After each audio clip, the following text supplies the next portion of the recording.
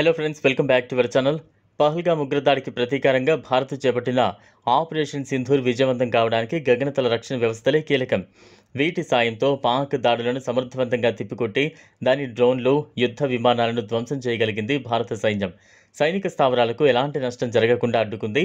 ఈ నేపథ్యంలోనే ఆర్మీకి మరింత శక్తి, ఆయుధ వ్యవస్థలను సమకూర్చే ఉద్దేశంతో కొత్త ఒప్పందానికి రక్షణ శాఖ త్వరలోనే ఆమోదం తెలుపుతుండడం విశేషం. భారత సైన్యానికి అత్యాధునిక క్షిపణి వ్యవస్థను రక్షణ శాఖ సమకూర్చనుంది. ఆర్మీకి చెందిన 3 రెజిమెంట్ల కోసం 30,000 కోట్ల విలువైన స్వదేశీ పరిజ్ఞానంతో రూపొందే quick reaction surface to air missile QRSAM వ్యవస్థలు కొనుగోలుకు సన్నాహాలు జరుగుతున్నాయి. ఈ డీల్కు ప్రాథమికంగా ఆమోదం తెలిపే ప్రతిపాదనలను రక్షణ శాఖ పరిశీలించనుంది. రక్షణ మంత్రి రాజ్నాథ్ సింగ్ నేతృత్వంలోని డిఫెన్స్ ఎక్విజిషన్ కౌన్సిల్ DAC ఈ నెలలో QRSAM వ్యవస్థల ప్రతిపాదనలకు ఆమోదం తెలిపే అంశాన్ని పరిశీలిస్తోందని అధికార వర్గాలు తెలిపాయి. ఈ అధునాతన వ్యవస్థలు శత్రు యుద్ధ విమానాలు, హెలికాప్టర్లు, డ్రోన్లను 25 నుంచి 30 కిలోమీటర్ల దూరం నుంచే గుర్తించే, నియంత్రించే సామర్థ్యం కలిగి ఉంటాయి. పహల్గామ్ ఉగ్రదాడికి ప్రతీకారంగా భారత సైన్యం చేపట్టిన ఆపరేషన్ సింధూర్ సమయంలో పాక్ ఉపయోగించిన టర్కీ తయారీ డ్రోన్లు, చైనా మిసైళ్లను విజయవంతంగా అడ్డుకుని తిప్పికొట్టిన విషయం తెలిసిందే. ఈ ఆపరేషన్లో భారత వాయు రక్షణ వ్యవస్థ కీలక పాత్ర పోషించింది. ఈ క్రమంలోనే ఆర్మీని మరింత శక్తివంతంగా మార్చేలా అధునాతన క్షిపణి వ్యవస్థను సమకూర్చాలని నిర్ణయించారు. గత 3-4 ఏళ్లలో DRDO, ఆర్మీ సంయుక్తంగా ఈ QRSAM వ్యవస్థలను వివిధ తరహా విమానాల నుంచి పరీక్షించాయి.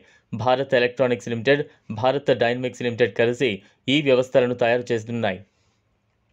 రక్షణ శాఖకు చెందిన ఓ ఉన్నతాధికారి మాట్లాడుతూ, QRSAM వ్యవస్థలు కదులుతూనే లక్ష్యాలను గుర్తించగలవు, స్వల్ప వ్యవధిలోనే కాల్పులు జరపగలవు. వీటిని ట్యాంకులు, ఇన్ఫాంట్రీ, కాంబాట్ వాహనాలతో కలిసి కదలడానికి తగిన విధంగా రూపొందించారని అన్నారు.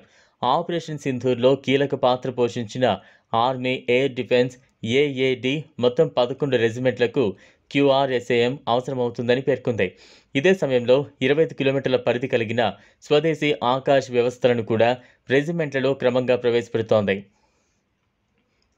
వాయుసేన, ఆర్మీలకు ఇప్పటికే ఉన్న రక్షణ వ్యవస్థలతో పాటు QRSAM కూడా చేరుతుంది. ఇందులో రష్యా తయారీ S-400 ట్రయంఫ్ వ్యవస్థలు, ఇజ్రాయెల్తో కలిసి అభివృద్ధి చేసిన బరాక్-8 మిసైళ్లు, రష్యా నుంచి వచ్చిన ఇగ్లాస్ S మిసైళ్లు, అప్గ్రేడ్ చేసిన L-70 యాంటీ ఎయిర్క్రాఫ్ట్ గన్స్, స్వదేశీ డ్రోన్ డిటెక్షన్, ఇంటర్డిక్షన్ వ్యవస్థలు ఉన్నాయి. అదేవిధంగా 6 కిలోమీటర్ల పరిధితో కూడిన very short range air defence systems VSHORADS కూడా DRDO అభివృద్ధి చేస్తోంది. అయితే నిజమైన గేమ్ చేంజర్ 350 కిలోమీటర్ల పరిధి కలిగిన ప్రాజెక్ట్ కుషా ద్వారా అభివృద్ధి చేస్తున్న దీర్ఘ శ్రేణి వాయు రక్షణ వ్యవస్థ అవసరం. ఈ వ్యవస్థను 2028-29 నాటికి అందుబాటులోకి తీసుకురావాలని భారత్ యోచిస్తోంది.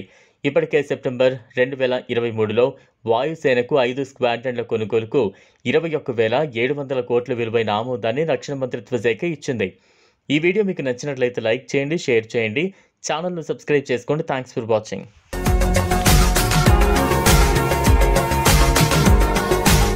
మరిన్ని అప్డేట్స్ కోసం మా ఛానల్ని సబ్స్క్రైబ్